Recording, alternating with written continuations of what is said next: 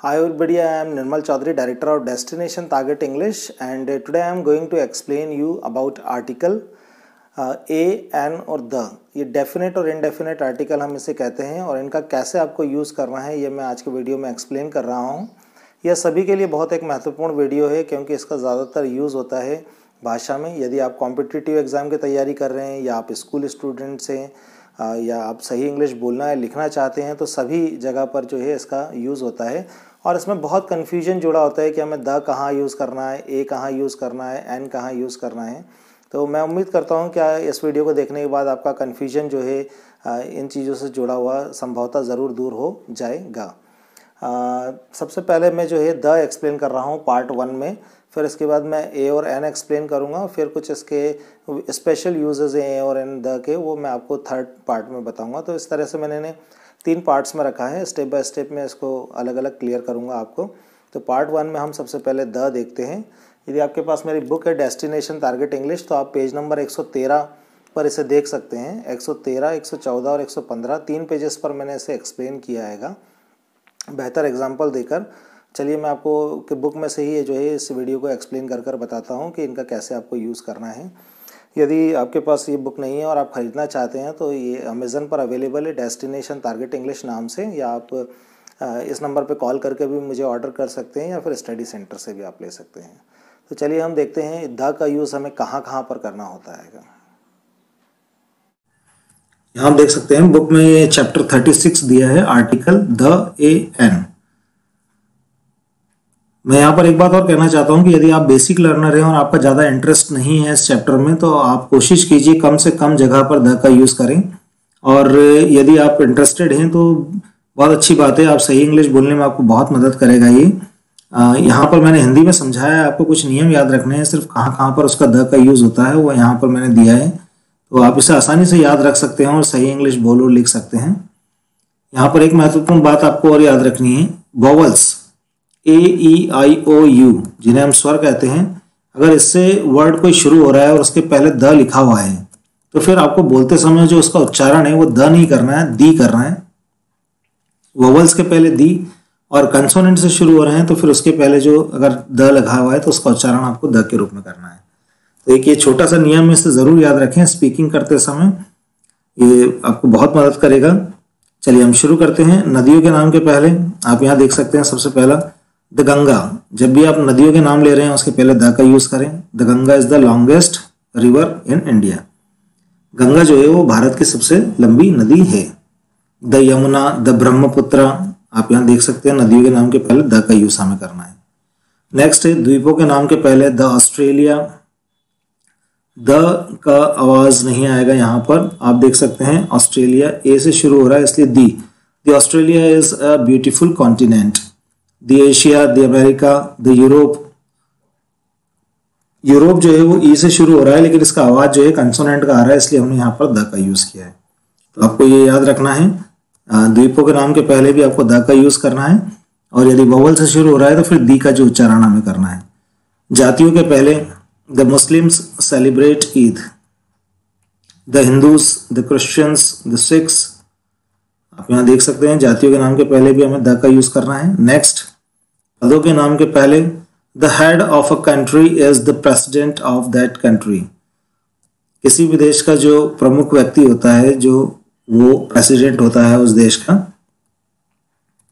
यहाँ हम देख सकते हैं the prime minister, the IAS officer, the army officer, the collector.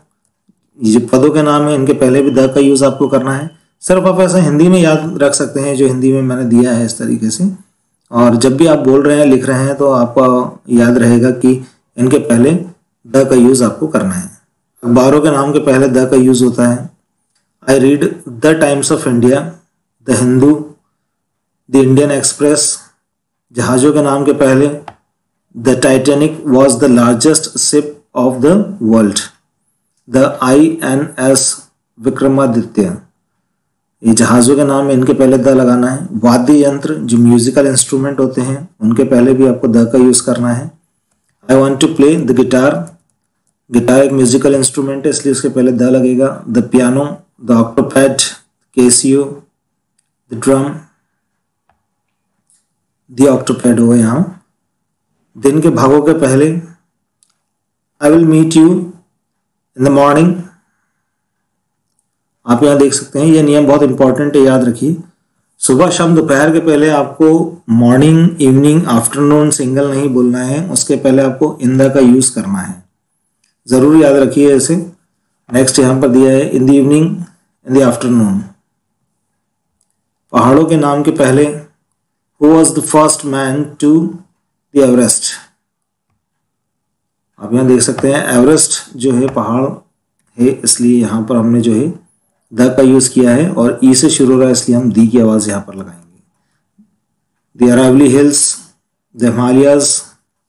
Next यहाँ पर दिया है इमारतों के पहले the Taj Mahal was made by Shah Jahan. Taj Mahal Shah Jahan के द्वारा बनाया गया था। The red fort, Qutub Minar. Next हम देखते हैं यहाँ पर दिशाओं के पहले the sun rises from the east. दिशा है, उसके पहले द का यूज आपको करना है। The west, the south, the north. Next ग्रंथों के पहले the Ramayana is the holy book of Hindus. Ramayana जो है वो हिंदुओं की पवित्र बुक है। होली मीन्स होता है पवित्र। The Gita, the Guru Granth, the Quran.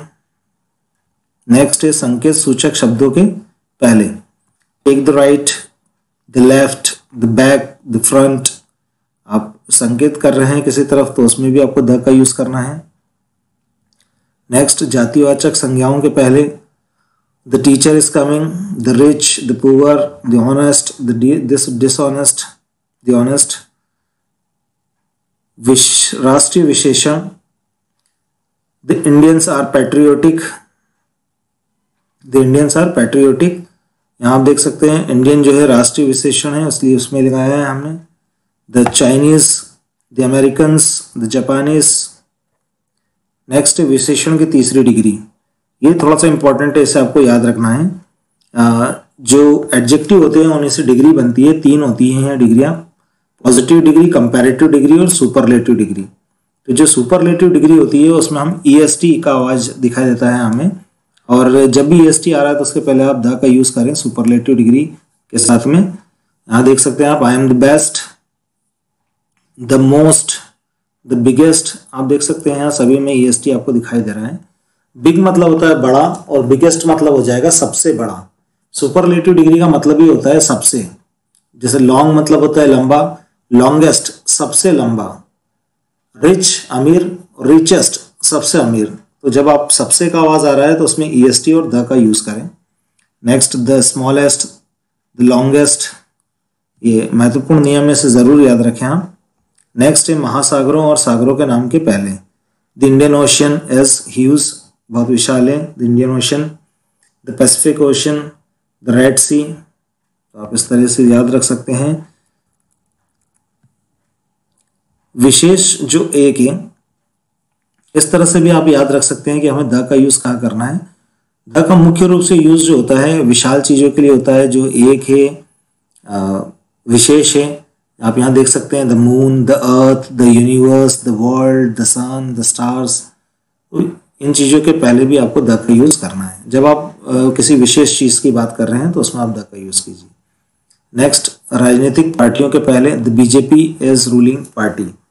जो BJP है वो रूलिंग पार्टी है। The Congress, the BSP, the आप। नेक्स्ट होटल और रेस्तरां के पहले the Taj hotel is in Mumbai. जो ताज होटल है वो मुंबई में है, तो होटल के पहले भी आपको द का यूज करना है। The Maurya, the grand hotel. ऐतिहासिक युग के पहले the Victorian period, the Elizabethan age. ऐतिहासिक घटनाओं के पहले tell me about the battle of Panipat. ऐतिहासिक घटना है पानीपत का युद्ध, इसलिए उसके पहले भी हमें द का यूज करना है यहाँ पर। The quit India movement, Bharat छोड़ो आंदोलन।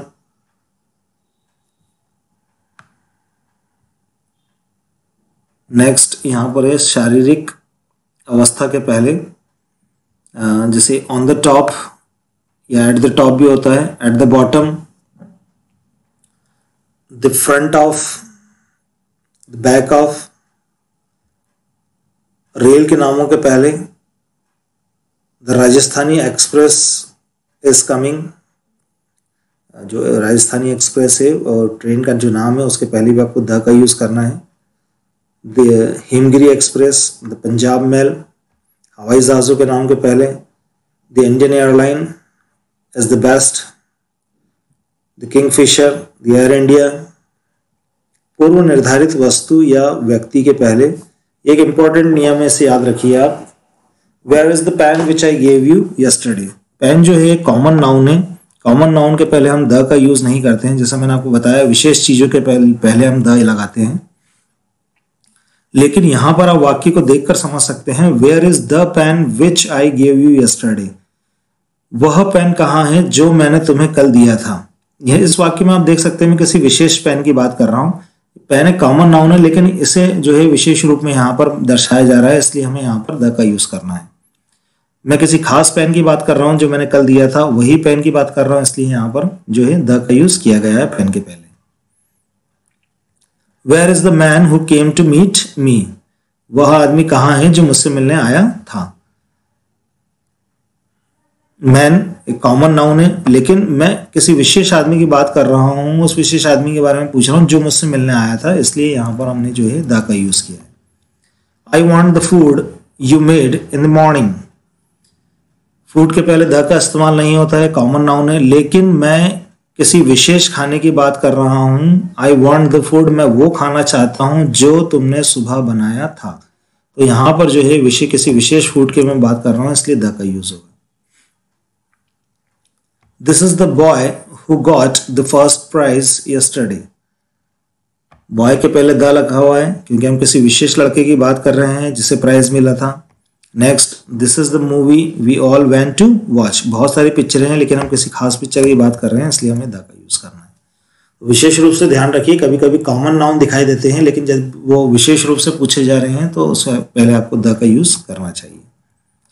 नेक्स्ट है दर, माप, हिसाब बताने के लिए। Oil is sold by the litre, sugar is sold by the KG.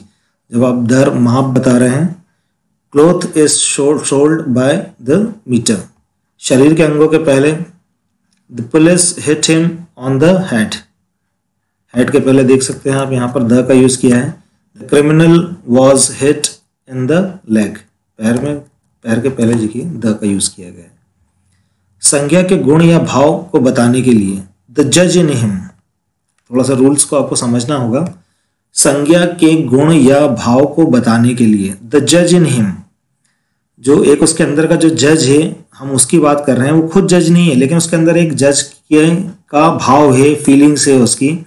जब भी वो किसी दो व्यक्तियों को लड़ते हुए देखता है या उसके बारे में कुछ वो कहना चाहता है तो उसके अंदर का जो जज है वो ऑटोमेटिकली बाहर आ जाता है। तो जब हम किसी व्यक्ति के अंदर उसके गुण को बता रहे हैं तो उसके पहले भी हमें द का यूज करना है। द सिंगर इन हिम, जो उसके अंदर एक गायक छुपा हुआ है, वो सिंगर नहीं है लेकिन उसके अंदर जो गुण है वो सिंगर का गुण है। द मदर इन हर, उसके अंदर जो मातृ भावना है उसे बताने के लिए आप जैसे द का यूज आपको करना है। तो इसे जरूर याद रखें आप। जब भी वो शादी पार्टी में होता है तो the singer in him came out. जब भी वो शादी पार्टी में होता था तो उसका जो एक अंदर का सिंगर था वो ऑटोमेटिकली बाहर आ जाता था। तो इस तरह से आप इसे याद रख सकते हैं। गुण बताने के लिए द का यूज करना है आपको। कंपैरिजन बताने के लिए सेम के पहले your shirt is the same as mine. तुम्हारी शर्ट वैसी ही है जैसी मेरी। तो जो सेम के पहले जब हम कंपैरिजन बता रहे हैं, कंपेयर कर रहे हैं, तुलना कर रहे हैं, तो उसमें जब सेम लगाना है, सेम मतलब होता है वैसे ही, तो आपको द का यूज करना है। We have the same book, हमारे पास एक जैसी बुक है। यहाँ पर भी आप देख सकते हैं द का यूज करना है सेम के पहले। नेक्स्ट है कंपैरेटिव डिग्री में सिलेक्शन को बताने के लिए। जैसे मैंने आपको बताया सुपरलेटिव डिग्री जो होती है उसका मीनिंग होता है सबसे। इसका अलग से वीडियो है, आप देख सकते हैं। सुपरलेटिव डिग्री में ईएसटी आता है और उसके पहले द का यूज करते हैं। और कंपैरेटिव डिग्री में जब हम सिलेक्शन कर रहे हैं, कंपेयर करने में भी हम जब किसी एक व्यक्ति को सिलेक्ट कर रहे हैं तो उसके लिए भी हमें द का यूज करना है। She is the most beautiful girl of the to. दोनों लड़कियों में से वह बहुत ज़्यादा सुंदर है, तो दो में से देख सकते हैं हम एक का सिलेक्शन कर रहे हैं, इसलिए यहाँ पर भी हम द का यूज़ करेंगे। She is the most beautiful girl of the two. Ravi is the more handsome of the two boys. Ravi जो है वो दोनों लड़कों में ज़्यादा हैंडसम है। कंपैरेटिव डिग्री में सिलेक्शन करते समय नेक्स्ट ऑर्डिनल एडजेक्टिव्स के पहले द लगाएं। ऑर्डिनल एडजेक्टिव उसे कहते हैं जैसे हम फर्स्ट, सेकंड, लास्ट, नेक्स्ट, तो इनके पहले जो होता है ऑर्डिनल एडजेक्टिव्स के पहले द का प्रयोग किया जाता है। लेकिन वार, महीने, साल, सप्ताह में नेक्स्ट, फर्स्ट, लास्ट के पहले द नहीं लगाएं। तो इस नियम को भी जरूर आप याद रखें। आप यहाँ देख सकते हैं the first president of India is doctor Rajendra Prasad. यहाँ आप देख सकते हैं जो ऑर्डिनल नंबर, ऑर्डिनल एडजेक्टिव दिया है फर्स्ट, इसलिए इसके पहले हमने द का यूज किया है। यहाँ आप देख सकते हैं अगले सेंटेंस में the last page of this book is very interesting. इस किताब का लास्ट पेज है वो बहुत इंटरेस्टिंग है, तो लास्ट के पहले भी हमने द का यूज किया है। नेक्स्ट यहां पर देखिए आप, I will meet you in first week of June. आप यहां देख सकते हैं, मैंने अभी बताया है आपको ऊपर, वीक के पहले जो है हमने फर्स्ट लिखा है ऑर्डिनल एडजेक्टिव, लेकिन इसके पहले द नहीं लिखा है। वो इसलिए नहीं लिखा है क्योंकि मैंने यहां पर दिया है, आप देख सकते हैं सप्ताह, वार, महीने, साल, सप्ताह में नेक्स्ट, फर्स्ट, लास्ट के पहले द का प्रयोग नहीं करना है, तो यहाँ आप विशेष रूप से ध्यान रखिए। चलिए नेक्स्ट हम देखते हैं, यहाँ पर कुछ वर्ड्स हैं जो मैंने कॉमन दिए हैं, जैसे most of, some of, both of, none of, half of, all of, neither of, either of के बाद आने वाले नाउन के पहले भी आपको द का यूज करना है। जैसे यहाँ पर देख सकते हैं आप, most of the students are absent today. ज़्यादातर बच्चे आज एब्सेंट है, तो मोस्ट ऑफ के पहले देखिए द का यूज हुआ है। ऑल के पहले all the members have come, सारे मेंबर्स आ चुके हैं। मोस्ट ऑफ द टाइम, ज़्यादातर समय, आई एम बिजी, मैं बिजी हूँ। नेक्स्ट, किसी प्रॉपर नाउन के बाद जब कोई एडजेक्टिव उसी नाउन को क्वालिफाई करते हुए लगाया जाता है तो उस एडजेक्टिव के पहले, जैसे हिटलर, द वॉरियर, एक प्रॉपर नाउन है हिटलर, और उसके तुरंत बाद हम उसी के ही बारे में जो बात कर रहे हैं, तो फिर उसके लिए हमें द का यूज करना है। Hitler the warrior tried to win whole world. Hitler एक योद्धा जिसने पूरी दुनिया को जीतने की कोशिश की थी। तो जब हिटलर को कहकर हम उसी के बारे में बात कर रहे हैं, तो इसलिए हमें द का यूज वहां पर करना है। नेक्स्ट आप यहां पर देख सकते हैं अशोका, ये प्रॉपर नाउन हो गया है, व्यक्ति का नाम है, और उसी के बाद हम उसी के बारे में बात कर रहे हैं। Ashoka the great. Ram the king, इसके आगे आप सेंटेंस कुछ भी कंटिन्यू कर सकते हैं। Ram the king of Ayodhya was very kind. Ram जो अयोध्या के राजा थे वो दयालु थे। तो इस तरह से आप याद रखिएगा, जो प्रॉपर नाउन है उसी के बाद हम उसी नाउन की बात कर रहे हैं, तो इसलिए हमें उसके आगे जो है द का यूज करना है।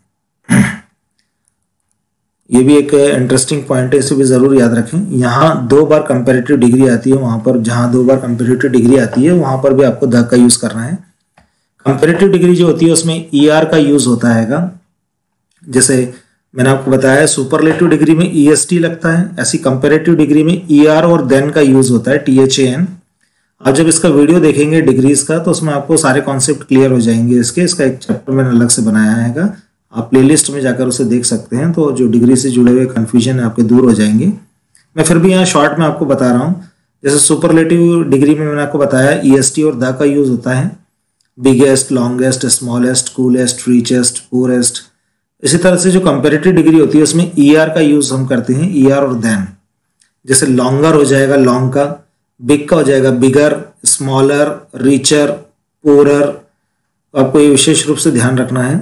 गुड का जो होता है वो मोर होता है, गुड, मोर, मोस्ट, गुड, बेटर, बेस्ट होता है, मैनी, मोर, मोस्ट होता है।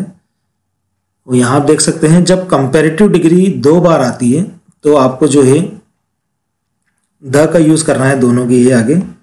The more you practice the more you improve. आप यहाँ देख सकते हैं मोर जो है कंपैरेटिव डिग्री है, इसलिए इसके पहले हमने द का यूज किया है और ये 2 बार आ रहा है। आप देख सकते हैं एक ही वाक्य में 2 बार जो है कंपैरेटिव डिग्री रिपीट हो रही है। The more you practice the more you improve, Hindi मैंने सामने दे रखा है, जितना ज़्यादा आप अभ्यास करेंगे उतना ही ज़्यादा तुम सीखते हो। ये बिल्कुल सही लाइन है। इंग्लिश में बहुत ही महत्वपूर्ण ये आपकी मदद करेगा रूप से। इंग्लिश में practice is all about, practice सब कुछ होता है, तो ज़रूर याद रखिए the more you practice the more you improve. जितना आप प्रैक्टिस करेंगे उतना ही ज़्यादा आपका इम्प्रूवमेंट होगा। सेकेंड लाइन भी है the more you brush the more it shines. English जो है उस पर आप जितना ब्रश करेंगे वो उतना ही ज़्यादा चमकेगी।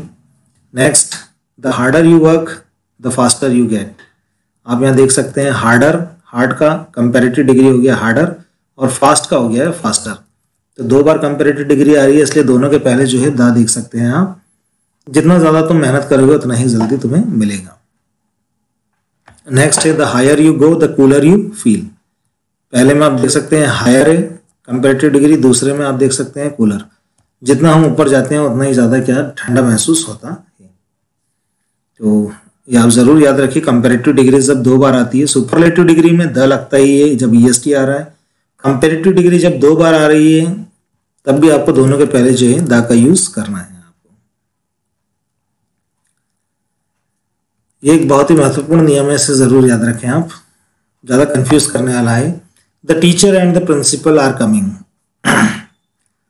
यहां पर आपको विशेष रूप से ध्यान रखना है, इस वाक्य में 2 बार द आया है और हमने हेल्पिंग वर्ब आर का प्रयोग किया है। आप यहां देख सकते हैं टीचर और प्रिंसिपल, जब 2 बार हम द का यूज कर रहे हैं दोनों अलग अलग व्यक्तियों के आगे, इसका यह मतलब होगा कि दोनों अलग अलग व्यक्ति हैं, टीचर अलग है और प्रिंसिपल अलग है। तो टीचर और प्रिंसिपल 2 अलग अलग व्यक्ति हैं और दोनों आ रहे हैं, तो 2 हो गए हैं, इसलिए हमें आर का यूज किया है यहां पर।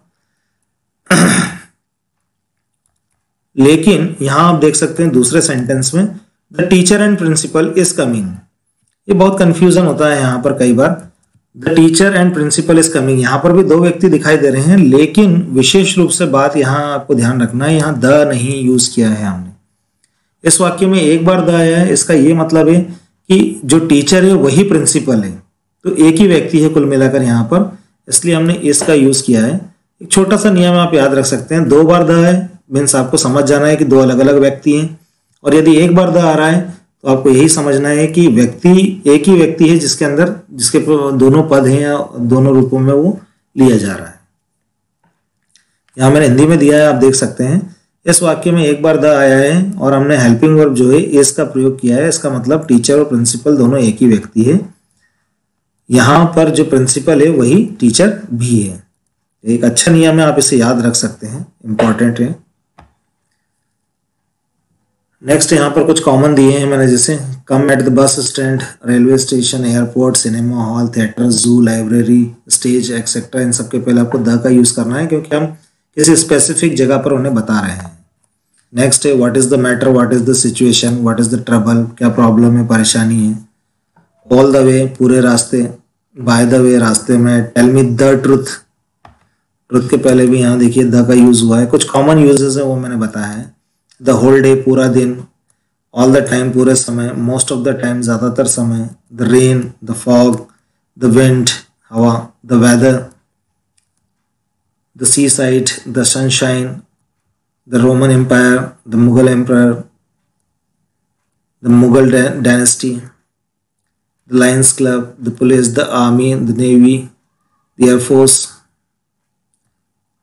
The gulf of Mexico, the bay of Bengal, the Panama canal. तो इस तरह से आप याद रख सकते हैं। थोड़ा सा 2-4 बार अगर आप प्रैक्टिस करते हैं तो आपको ये आसानी से समझ में आ जाएगा। तो द के ये मैंने कुछ यूजेस बताए हैं। यहाँ मैंने कुछ नियम बताए हैं जहाँ द का प्रयोग नहीं करना है। तो हम ये ऐसे जो है देख लेते हैं यहीं पर। प्रॉपर नाउन, प्रॉपर नाउन के पहले द का प्रयोग नहीं करते हैं। द रवि हैज कम, जैसा कि मैंने आपको बताया है, प्रॉपर जो ऊपर हमने देखा था एक जगह पर, जब विशेष रूप से किसी कॉमन नाउन को लिया जाता है तो हम द का यूज करते हैं, लेकिन साधारण रूप में अगर आ रहा है वाक्य के अंदर तो उसमें नहीं लेना है। द रवि, नाउन के पहले नाम द का यूज नहीं करना है। सिंपली हम इतना बोलेंगे, रवि हैज कम, रवि आ गया है। I live in the Indore, ये गलत है, द का यूज नहीं होगा, आई लिव इन इंदौर। तो प्रॉपर नाउन के पहले द नहीं लगाना है आपको। जब मोस्ट का प्रयोग वेरी के रूप में होता है तो द की जगह ए का आपको यूज करना है। She is a most beautiful girl, यहाँ पर द का मीनिंग होता है, द मोस्ट मतलब होता है सबसे, लेकिन अगर अ मोस्ट लिखा है इसका मतलब है वह एक बहुत सुंदर लड़की है। सबसे सुंदर नहीं बोलेंगे, सबसे के लिए आपको द और ईएसटी का प्रयोग करना होता है, लेकिन यहाँ पर जो मोस्ट का प्रयोग हो रहा है वो हो रहा है ज्यादा के लिए, तो आप इसे जरूर याद रखें। बहुत सुंदर है बहुत के रूप में हो रहा है, तो आपको इसमें याद रखना है वेरी बहुत के रूप में यूज होगा। She is the most beautiful girl, next sentence में मैंने समझाया है, द मोस्ट लिखा है मतलब आपको समझ जाना है कि सबसे सुंदर लड़की है। एक छोटा सा नियम याद रखिए इसे, मोस्ट जो है सुपरलेटिव डिग्री है, सबसे का आवाज आता है, लेकिन जब ए लग जाए उसके आगे तो याद रखना है आपको कि उसका मीनिंग होगा वेरी, बहुत। जब मोस्ट का प्रयोग ज्यादातर के रूप में होता है तो द का प्रयोग नहीं होता है। जब जैसे ऊपर बताया वेरी के रूप में आ रहा है तो ए लगाना है आपको, और सबसे के रूप में आए तो द और ईएसटी लगाना है, द मोस्ट। इसी तरह से जब ज्यादातर के रूप में हम बोल रहे हैं तो उसमें भी हमें द का प्रयोग नहीं करना है। आप देख सकते हैं यहाँ पर मोस्ट बर्ड्स कैन फ्लाई, ज्यादातर पक्षी उड़ सकते हैं, तो यहाँ पर जो मोस्ट का जो आवाज आ रहा है वो हम किस लिए ले रहे हैं, ज्यादातर के लिए, इसलिए इसके आगे द का यूज हमें नहीं करना है।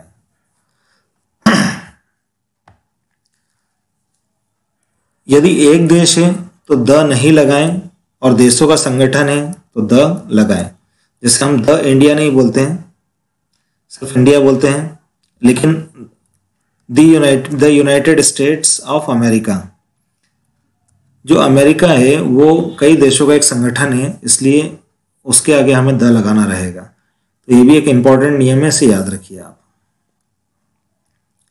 इसी तरह से द यूके, द यूएसएसआर, ये कई देशों का संगठन है, इसलिए इनके आगे द लगेगा। और यदि इंडिविजुअल है, अकेला देश है, तो उसके आगे आपको द नहीं यूज करना है।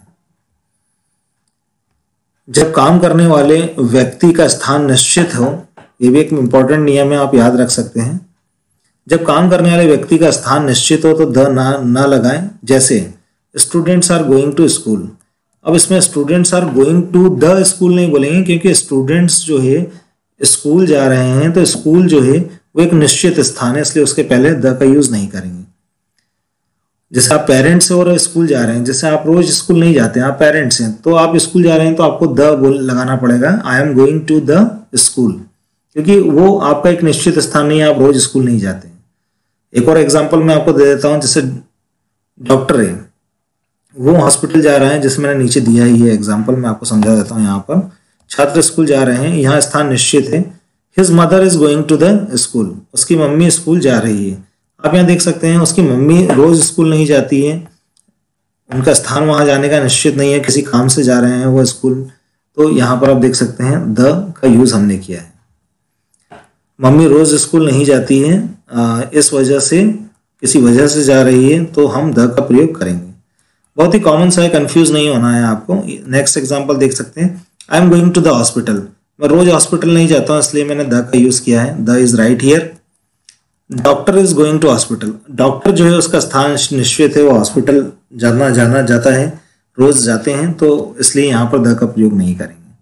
तो जिस व्यक्ति का जो स्थान निश्चित है, जहां वो रोज जाता है, वो द का यूज नहीं करेगा। लेकिन यदि कोई व्यक्ति है जो वहां पर रोज नहीं जाता है, किसी कारणवश जा रहा है, तो फिर आप उसमें द का यूज करें। एक अच्छा इंपॉर्टेंट नियम है, तो इसे आप विशेष रूप से याद रखें।